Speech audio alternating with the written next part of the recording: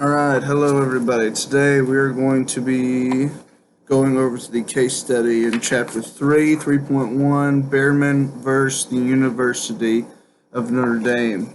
You'll find that in page 113 and 114 of your case studies and sports law book.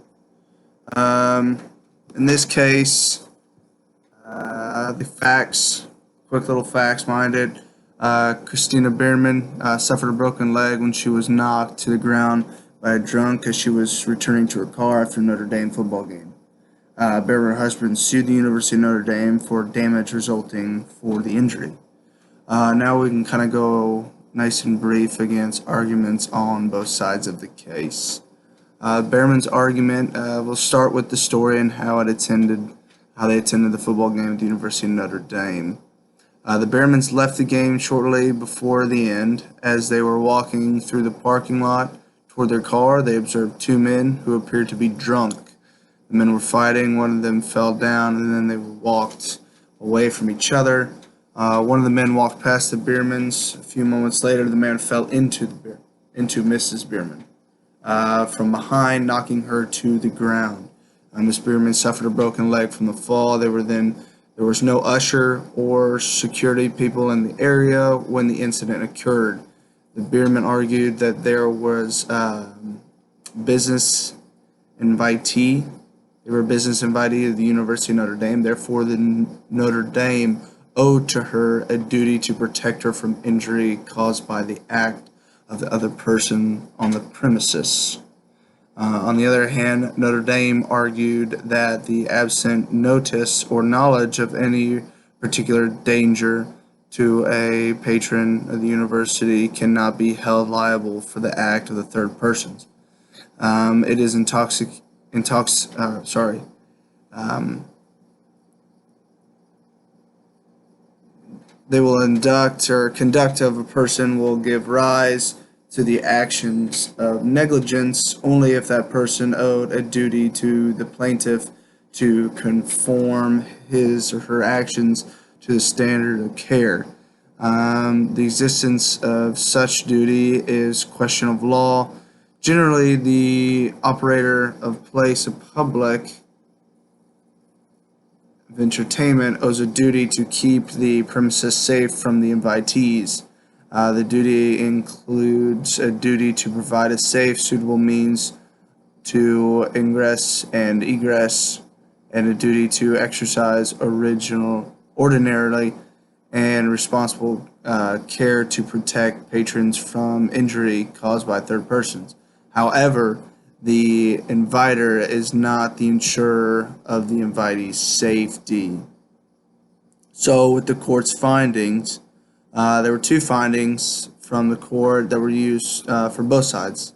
One being a possessor of the land who holds it open to the public for entry for his business purposes is subjected to liability to members of the public while they are on the land for such a purpose for physical harm caused by accidental negligence or intentionally harmful acts of third persons or animals, and by the failure of the possessor to exercise reasonable care to discover such acts being done or are likely to be done or given warning adequate to enable the visitors to avoid the harm or otherwise protect them against it. Another one, duty to police premises.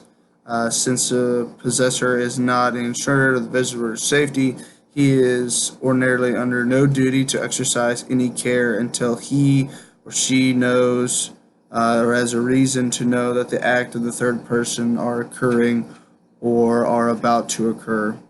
He may, however, know or have reason to know for the past experiences the likelihood to conduct the part of the third person and generally which is likely to endanger the safety of the visitors has no reason to expect in the part of any particular individual. The place of the character or his business or his past experience is such that he should reasonably anticipate careless or criminal conduct on the part of the third person, either generally or at some particular time. He may be under a duty um, to take precautions against and provide a reasonable and sufficient number of servants to afford a reasonable protection for the invitees. The implications for an athletic activity director. This is a great case. The reason it is a great case is, in general, the fact that it can go both ways. The University of Notre Dame has sufficient argument that can lead them to being in the right, but then at the same time, Mrs. Bierman also has sufficient argument in their case. So as a judge, making the decision of who's in the right, who's in the wrong, it can vary both ways. And as an athletic director, these are the cases that you want to study, because it seems like through the cases that we read through, the biggest thing, or the biggest reason that everyone kind of gets schools get into trouble is because of the negligence. That not every stone is unturned, and the fact that there's the cause of the invitee should know or have a little bit of knowledge of the risks that may occur. But at the end of the day, you can't just go off of, well, maybe they know, maybe they should know with going. You gotta, every stone needs to be unturned. As an athletic director, these are the cases that you need to study, so that you don't fall under negligence, and so that these little things right here can be talked about and be can be talked about. So.